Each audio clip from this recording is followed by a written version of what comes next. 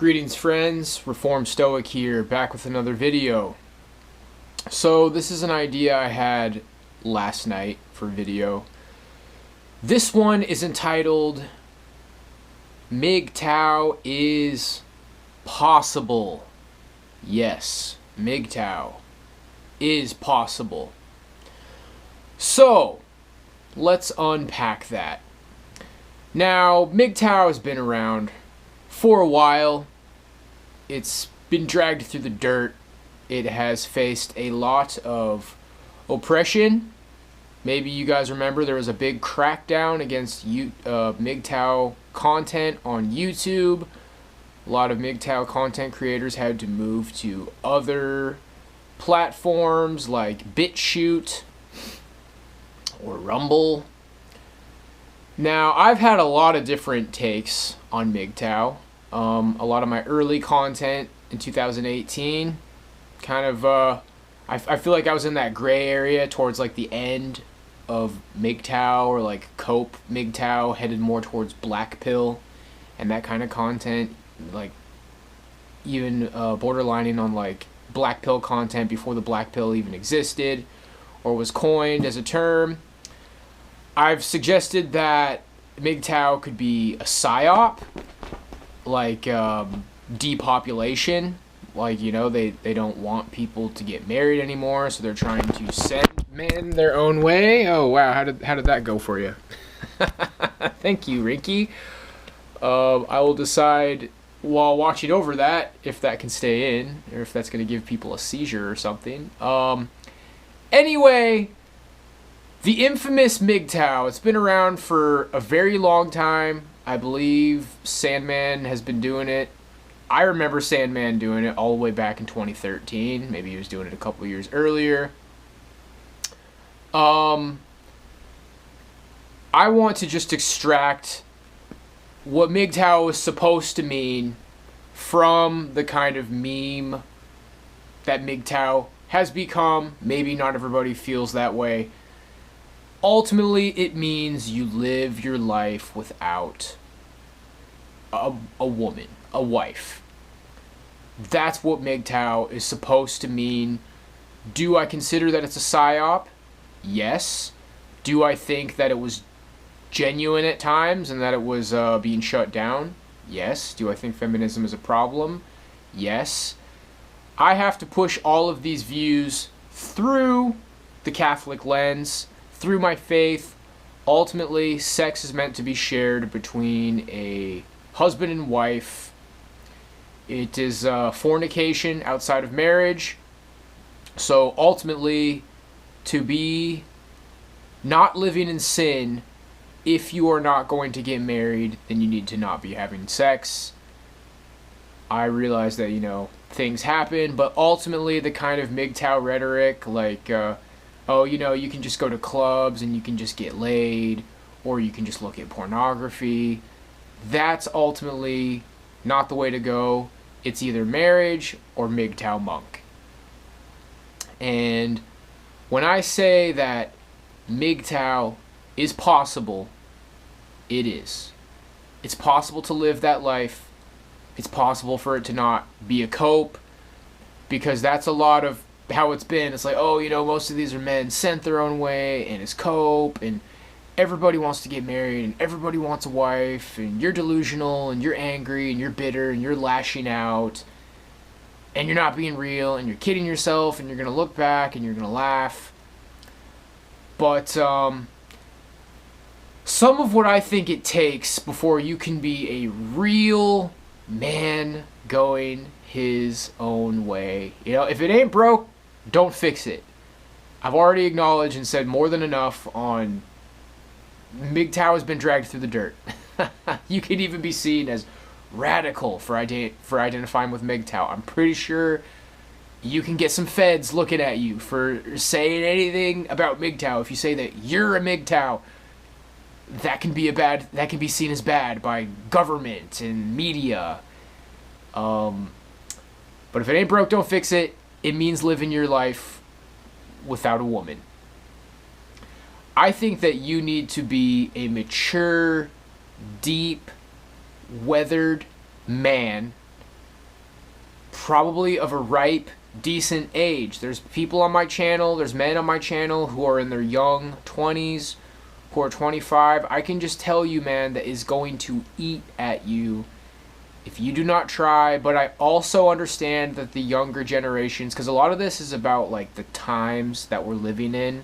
So if you're a younger guy, you were a younger age when we reached these times. I know it's rough out there, but you know, if you're still like going to university, or you're still out there, you still got a group of friends, I don't want to discourage you or make you upset if you're already in a point in your life where you're isolated, but I would really encourage you to like keep trying if you're in your young 20s. But I feel like if you are 30 or older, or gaining on 30, you have lived a lot of life, you've spent a lot of time alone, you've read a lot of books, you have spiritually developed, you know what you're about, you found Christ, you've studied enough theology to know, to be confident about what denomination you've chosen, and you have to be a mature, developed man who knows what he's about, who knows how he lives his life, who knows what he wants, and who is confident in a lot of things that maybe people would say, great, now you're ready to find a woman.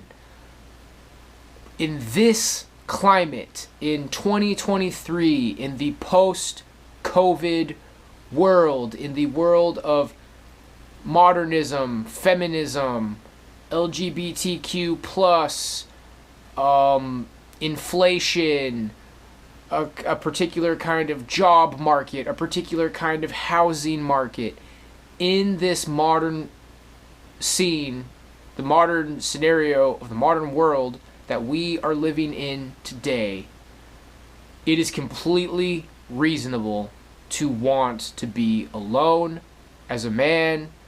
I think it's pretty common for women to be this way today. I know of women out there. I know of a single mom who claims she is not interested in dating. As far as I know, she's not dating. It's just her and her kid and her job against the world. And people seem to fully understand when women make that decision. I believe that it's time for a lot of men to consider that decision. And ultimately, it just means that you don't really put effort into looking for it. If an opportunity to have a date that you want to go on comes along, then so be it. If the right woman comes along, then so be it. It doesn't mean you be edgy about, like, you know, it doesn't mean that you self-sabotage or you self-sabotage. I mean, that's basically all there is to be said about that. It just means that in the modern world, it is completely reasonable as a man to be alone. And I would just say that that's pretty much all there is to say about it. It's MGTOW monk or bust, you guys. Pornography and masturbation is a bad habit. But kind of the way I look at sin is that it's impossible to be completely without sin. And this might not be the most common information in the Catholic sphere, but you can find Catholic channels, Catholic intellectuals out there talking about how sins of the flesh are not the greatest of sins. So logically following from that, you know, as creatures who cannot completely be without sin, it is reasonable to imagine that you get to a point where you are being nice to people and you're not blaspheming God and you're not doing drugs and you're not lying and conspiring against people and you're not being prideful. It's reasonable to see a time in your life where you've built yourself up enough where you're not doing any of those things, but occasionally you masturbate. and maybe once in a blue moon you fornicate. From the research that I have done, masturbation is not a mortal sin. And, you know, I mean, it's something that you can confess when you go to confession. But, it sounds like it's pretty undebatable that fornication is a mortal sin. And ultimately, the more control you get, like if you get to a point where you've stopped masturbating, you develop a level of self-control where it will start to be seen as a mortal sin. Because my research is that if you're compelled by compassion or addiction, then that makes it not a mortal sin. So once you get it under control, this will help you hold yourself to a higher standard. You know, once you are regularly not masturbating, when you do it every now and then, if you do it every now and then, go confess. But it's a very reasonable goal to be a man who is not prideful, who is not hurting other people, who is not speaking against other people in negative ways, and is not plotting, and all the ultimately more serious sins. And all sin, all turning against God starts with pride. So pride is ultimately the worst of sins. But I didn't come here to lecture you about sin as an expert. I'm just saying, if you're not married, if you don't see yourself getting married, then MGTOW monk is the way to go. And you should be trying to get your pornography habits under control and ultimately work towards working it out. And then you should work towards getting your masturbation habits under control and also working that out as well, my friends. These are dark times that we're living in. I believe that the love of the world has grown cold, and obviously there's conflict, and this isn't necessarily the best time to be raising kids. So, I don't really want to ramble. It's possible, guys. It is possible to be a man going his own way without it being cope, without being delusional, without kidding yourself. You need to know who you are. You need to have lived some life. You need to know what you're about. It's a big decision. I think one of the problems with MGTOW is that it has kind of just been preached to a very large audience. It started with older men who had been divorced, and then the message had kind of been caught on by younger men who probably didn't have all that much experience yet. Speaking for myself, I've spent a lot of time alone. I've adapted to being alone. I have a good idea of what I think my purpose in life is and what I want to do with my time on earth. I want to know, I want to deepen and expand my knowledge. I want to become more well-read. I just want to take good care of myself. I want to do the best I can to live a holy life. Though I have been struggling for a long time, I have been making progress. And ultimately, guys, the best PUA advice that I ever got was from Brent Smith Lifestyle. If you can find his work out there, it's all old now, but you can probably find some of his stuff. It's very similar to like the law of attraction. It's just like you create a story about yourself, and whatever you want your reality to be with women, that's what you create in your story. So it's something like, you know, my name is Reformed Stoic, and when I go into a grocery store, all the women in the room notice me. And women come up to me and smile at me and want to talk to me without me really having to do much of anything. And the conversations flow naturally, and they naturally gravitate towards dates, and those dates naturally are good times, and I don't have to force anything, and I can just be myself, and women appreciate me for who I am, and I am an attractive man who has a lot of selection with women. You write down something like that, and you tell yourself that story, and you just believe it. And when you're walking around and you go into a grocery store, you kind of believe that in your head, you know? And it sounds silly and it sounds goofy, and I don't believe in the law of attraction or the secret, but what his advice kind of comes down to is that you don't pursue women and you don't be needy women are very hypersensitive towards the actions of men, and when you're needy, when you're desperate, when you really want them, and you do anything to get them, I feel like they can sense that.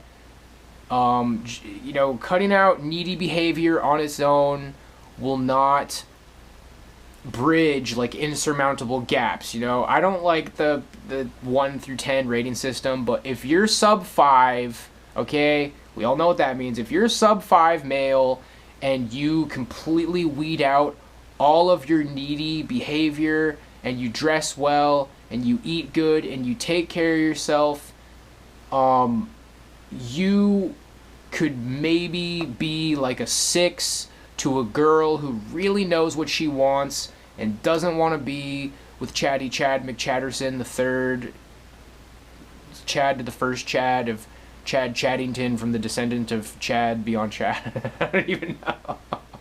Chad, only Chad begotten of Chad, who chatted and chatty. Okay, anyway, I'm just saying, like, if you get on your shit, because I started to make the point that you can't, like, fill that gap. If you're sub 5, yeah, you're not needy and you're not clinging, you're not desperate. That's not going to make you a 9. But it could make you the kind of man who a special kind of girl who knows what she wants could go for. But ultimately, you don't pretend to not be needy. You ultimately, to the highest level, don't be needy.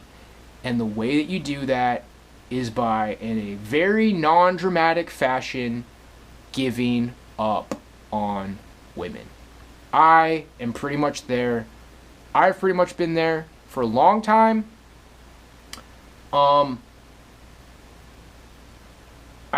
feel like everything's pretty much been said, but man, the inner workings in your mind, your philosophy, the reasons for being okay with that, the reason that you're not panicking, the reasons that you're not panicking, and why you know it's okay, and your understanding of whether that's okay. I don't think I can really, like, you gotta grow, you gotta be mature, you gotta know what you're about, you gotta know about the world that we're living in, you gotta have faith, you gotta know why you have your faith, you have to be deep in your faith.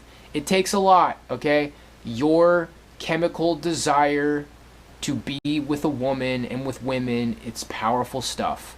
But getting far into your life, growing deep into who you are, you can come to understand, you know what, man, I've come across a lot of women and they're just not somebody that I want to spend a lot of time with. I do not want to wake up in a house with this kind of woman that I've come across in my life every single day. I really unironically don't want that. And there's things like financial security, and for me it's like, man, a combination of like what I have to offer financially. I do believe that there would be women out there who would take me exactly as I am, and that's a problem that a lot of men have, is you're getting very close-minded. We are living in a time when there are a lot of very judgmental women. There are women out there with a lot of very high expectations, but there's different kinds of women out there, man. So even if I did find a woman who would take me exactly as I am, it's like, well, do I think that it's responsible for me with what I have to be a father? And do I even want to raise kids in this world that we're living in? Because you got to think, like, how much money is your kid going to have, Like, can you afford to put your kid in private school? What kind of an economy are they going to grow up into? There's just so many things to think about, guys. But there's more to say, but it's just going to become like a lecture series or an academy thing or like a 3-hour video. And we're already almost at the 20-minute mark here, guys. And it's just, MGTOW is possible. MGTOW monk is the goal. That's the way to be. And you can get to a place where it's not really that big of a deal. You live your life. You do what you think you're meant to do. It takes a high level of maturity and understanding. And maybe the best way to find what you're looking for in a woman, in a partner, is to start with that. And ultimately, finding a partner, I'd recommend that you find your faith, you go to church, and you see what your options are there. So that's what I have for you right now, guys. I'm trying to keep the videos flowing. Some interesting developments in my life right now. So that's what I got. God bless. Have a good one.